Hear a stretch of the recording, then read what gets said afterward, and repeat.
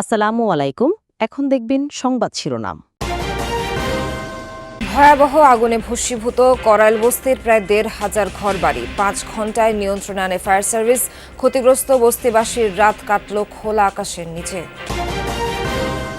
মনোনয়ন ঘিরে বিএনপিতে প্রকাশ্য অন্তর্কোন্দল। প্রার্থী পরিবর্তনের দাবিতে অন্তত ৬০টি আসনে চলছে বিক্ষোভ। যোগ্যদের মূল্যায়নের আশ্বাস নীতি নির্ধারকদের। গণভোটের ব্যালট হবে রঙিন, টানা প্রচারণা চালাবে সরকার। উপদেষ্টা পরিষদে অধ্যাদেশ অনুমোদন। নির্বাচন সুষ্ঠু করতে পর্যবেক্ষকদের সহযোগিতা চায় ইসি।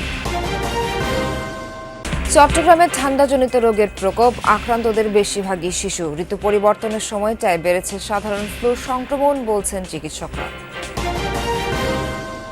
কর্পোরেট ট্যাক্স কমিয়ে করজাল বিস্তৃত করার পরামর্শ ব্যবসায়ীদের। ডিসেম্বর থেকে বন্ড ব্যবস্থা অটোমেশনের আওতায় এলে কর ফাঁকি কমবে আশা এনবিআরের। এতক্ষণ শুনছিলেন সংবাদ শিরোনাম, এখন দেখবেন বিস্তারিত। রাজধানীর করাইল বস্তিতে ভয়াবহ অগ্নিকাণ্ডে প্রায় ১,৫০০ ঘরবাড়ি পুড়ে গেছে। সর্বস্ব হারিয়ে আশপাশের সড়ক ও টিএনটি মাঠে আশ্রয় নিয়েছে বস্তিবাসী। ফায়ার সার্ভিস জানায় ১৯টি ইউনিট ৫ ঘন্টার চেষ্টায় আগুন নিয়ন্ত্রণে আনে। প্রায় প্রতিটি বাড়িতেই গ্যাস সিলিন্ডার থাকায় আগুন দ্রুত ছড়িয়ে পড়ে। ঘটনা তদন্তে ৫ সদস্যের কমিটি গঠন করা হয়েছে। আগুনের ঘটনায় গভীর উদ্বেগ ও সমবেদনা প্রকাশ করেছেন প্রধান উপদেষ্টা ডক্টর মোহাম্মদ ইউনূস। ক্ষতিগ্রস্তদের পুনর্বাসনের সহায়তার আশ্বাস দিয়েছেন। মঙ্গলবার সন্ধ্যার কাছাকাছি সময় ভয়াবহ আগুন লাগে মহাখালীর কড়াইল বস্তিতে।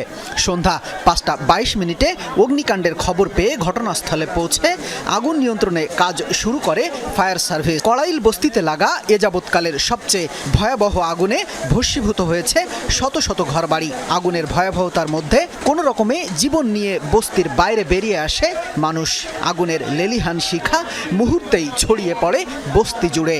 ফায়ার ফাইটাররা আগুন নির্দিষ্ট এলাকায় আটকে রাখার চেষ্টা করেন, তবে ফায়ার ফাইটারদের সেই চেষ্টা আগুনের তীব্রতার কাছে বারবার ব্যর্থ হয়। বলা যায় আগুন কোনো রকম বাধা ছাড়াই পুড়িয়ে ছাই করেছে বস্তিবাসীর সহায় সম্বল।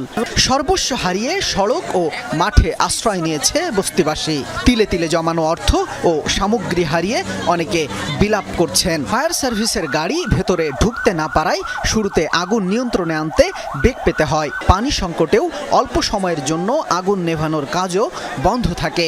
এ সময় আগুন আরও তীব্র গতিতে ছড়িয়ে পড়ে। এরপর বস্তির ভেতরের খালে পাম্প বসিয়ে দীর্ঘ পাইপ জোড়া লাগিয়ে পানি দেয়া শুরু হলে আগুন একটা গণ্ডির মধ্যে রাখতে সমর্থ হয়। আগুনের উৎসের কাছে পৌঁছাতে না পারার কারণেই আগুন ছড়িয়ে পড়ে বলে জানায় ফায়ার সার্ভিস। মনোনয়ন ঘিরে বিএনপির অন্তর্কোন্দল এখন প্রকাশ্য। প্রার্থী পরিবর্তনের দাবিতে অন্তত ৬০টি আসনে চলছে বিক্ষোভ, যা স্পষ্ট করেছে বিভেদ বিভাজন। দলের ঐক্যবদ্ধ থাকার আহ্বানও আমলে নিচ্ছে না তৃণমূলের অনেক নেতাকর্মী, জানিয়ে বিব্রত বিএনপি। তবে ঘোষিত প্রার্থী তালিকা থেকে কিছু আসনে পরিবর্তনের আভাসও দিয়েছেন দলের নীতি নির্ধারকরা।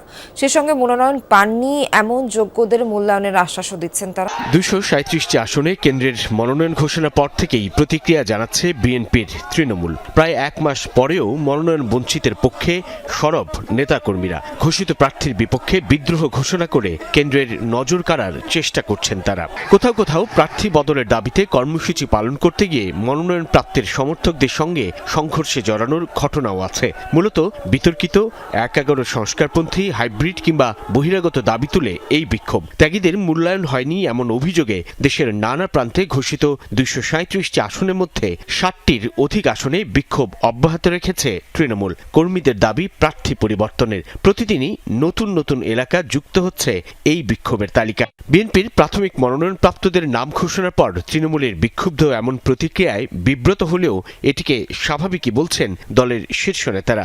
স্বাভাবিকভাবে যারা উৎসাহী ছিল। মনোনয়ন পরিবর্তন দাবি যাচাই বাছাইও করছে কেন্দ্র। সেই সঙ্গে চেষ্টা চলছে সমঝোতারও। কয়েকটি আসনে প্রার্থী পরিবর্তনের আভাসও দিচ্ছেন নীতি নির্ধারকরা। আশ্বাস দিচ্ছেন মনোনয়ন বঞ্চিতকে নানাভাবে মূল্যায়নের।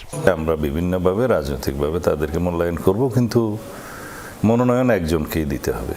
যেহেতু আমরা এটা ফাইনাল সিলেকশন বলছি না, আমাদের এখানে পুনর্বিবেচনার সুযোগ আছে দুই একটা ক্ষেত্রে। যদি দলের সিদ্ধান্ত সঠিক না হয় সেই ক্ষেত্রে এটা পুনর্বিবেচনার সম্ভাবনা আছে, তবে সেটা খুব বেশি জায়গায় হয়তো দেখা দিবে না। তবে তফসিলের পর দলের চূড়ান্ত প্রার্থিতা ঘোষণা হলে এমন বিক্ষুব্ধ প্রতিক্রিয়ার প্রেক্ষিতে কঠোর হবে বিএনপি। জুলাই জাতীয় সনদ বাস্তবায়নে গণভোট অধ্যাদেশ জারি করে গেজেট প্রকাশ করা হয়েছে। ফলে সংসদ নির্বাচনের দিনই হচ্ছে বহুল আলোচিত গণভোট। আইন উপদেষ্টা আসিফ নজরুল জানিয়েছেন 4টি প্রশ্নের জন্য উত্তরের সুযোগ থাকছে মাত্র একটি। রঙিন ব্যালটে একটি হ্যাঁ বা নাতে টিক দিয়ে মতামত জানাবে ভোটার। এ সময় নির্বাচন কমিশন সচিব আক্তার আহমেদ জানান 5 ডিসেম্বরের মধ্যে চূড়ান্ত হচ্ছে ভোটার তালিকা। কাঙ্ক্ষিত জুলাই সনদ বাস্তবায়নে জাতীয় নির্বাচনের দিনেই গণভোটের আয়োজন করেছে অন্তর্বর্তী সরকার। মঙ্গলবার যমুনায় যার অধ্যাদেশ অনুমোদন করেছে উপদেষ্টা পরিষদ। বিকেলে বিষয়টি নিয়ে ফরেন সার্ভিস একাডেমিতে গণমাধ্যমে ব্রিফ করেন আইন উপদেষ্টা আসিফ নজরুল। জানান জুলাই সনদ স্বাক্ষরকারী প্রতিটি রাজনৈতিক দল 30টি প্রস্তাবে ঐক্যমত্যে পৌঁছেছে। এছাড়া যারা এখনো স্বাক্ষর করেননি তারাও বিষয়গুলোতে সম্মত। আসিফ নজরুল জানান গণভোটের প্রশ্ন থাকবে একটি। নিচে কোন কোন ক্ষেত্রে জুলাই সনদের গণভোট চাওয়া হচ্ছে তা নিয়ে 4টি প্রস্তাব থাকবে। একটি মাত্র প্রশ্ন থাকবে। প্রশ্নটা হচ্ছে আপনি জুলাই জাতীয় সনদ সংবিধান সংস্কার বাস্তবায়ন আদেশ 2025 এবং জুলাই সনদে লিপিবদ্ধ সংবিধান সংস্কার সম্পর্কিত নিম্নলিখিত প্রস্তাব সমূহের প্রতি আপনার সম্মতি জ্ঞাপন করিতেছেন। তারপর সেখানে হ্যাঁ এবং না দুইটা বক্স থাকবে। যারা সম্মতি জানাচ্ছেন তারা হাতে ভোট দিবেন, যারা জানাচ্ছেন না তারা নাতে ভোট দিবেন। গ্রহণ পদ্ধতি, ভোটার আসা যাওয়া ও গণনা জাতীয় সংসদ নির্বাচনের মতোই হবে। ভোট গ্রহণে কোনো কেন্দ্রে ঝামেলা হলে অধিকাংশ ক্ষেত্রে যে ভোট পড়বে তা বিবেচনা করে পুনরায় ভোট হবে কিনা তা নির্ধারণ করা হবে। শীত অনুভূত হওয়ার সাথে সাথে চট্টগ্রামে বাড়ছে ঠান্ডাজনিত রোগের প্রকোপ। আক্রান্তদের বেশিরভাগ শিশু। জ্বর, শ্বাসকষ্ট, নিউমোনিয়া, ডায়রিয়া নিয়ে প্রতিদিন সরকারি বেসরকারি হাসপাতালে ভর্তি হচ্ছেন অনেকে। ঋতু পরিবর্তনের এই সময়টায় সাধারণ ফ্লু ভাইরাসের সংক্রমণ বৃদ্ধি পায় বলছেন চিকিৎসক। 7 মাস বয়সী এই শিশু নিউমোনিয়ায় আক্রান্ত হয়ে চট্টগ্রাম মেডিকেল কলেজ হাসপাতালের শিশু স্বাস্থ্য বিভাগে ভর্তি। এখানে চিকিৎসাধীন আছে আরও শতাধিক শিশু। সবারই ঠান্ডাজনিত সমস্যা। শুধু চট্টগ্রাম মেডিকেল নয়, মা ও শিশু হাসপাতাল, জেনারেল হাসপাতাল সহ সরকারি বেসরকারি সব হাসপাতালের চিত্র একই। শিশু ওয়ার্ডে শয্যার চেয়ে রোগী বেশি। চিকিৎসকদের মতে এই মৌসুমে ঠান্ডাজনিত রোগের প্রকোপ, বিশেষ করে সর্দি, কাশি, ডায়রিয়া, নিউমোনিয়া, এমনকি অনেকের শ্বাসকষ্টও বাড়ে। কর হার না বাড়িয়ে বরং করজাল বিস্তৃত করার পক্ষে ব্যবসায়ী উদ্যোক্তারা। এনবিআর চেয়ারম্যানের মতে কর আদায়ের পুরো পদ্ধতি ডিজিটালাইজড হলে জটিলতা অনেকটাই কমে আসবে। প্রয়োজনীয় তথ্য নথিবদ্ধ হলে কর ফাঁকিও থামানো যাবে। ডিসেম্বর থেকে বন্ড ব্যবস্থা পুরো অটোমেশনের আওতায় আসবে। এনবিআরের আদায়কৃত প্রত্যক্ষ করের বড় অংশ আসে কর্পোরেট ট্যাক্স বা কোম্পানি কর থেকে। কোম্পানির আয়ের উপর কর আরোপ করে সরকার। বাস্তবতা হচ্ছে প্রতি বছরই এ খাতে লক্ষ্যমাত্রা অর্জনে পিছিয়ে পড়ে এনবিআর। কর্পোরেট হাউস ও রাজস্ব কর্মকর্তাদের বোঝাপড়া নিয়ে অভিযোগ কম নয়। ব্যবসায়ীরা বলছেন প্রতিযোগী দেশের তুলনায় করের হার কিছুটা বেশি। বৈষম্য আছে খাতভিত্তিক কর হারেও। আমদানি রপ্তানির ক্ষেত্রে শুল্ক নিয়ে বিভক্তি ও উৎসে কর, দ্বৈত করের বোঝা নিয়েও আছে ব্যবসায়ীদের ক্ষোভ। হার কমিয়ে করজাল বিস্তৃতের প্রস্তাব তাদের।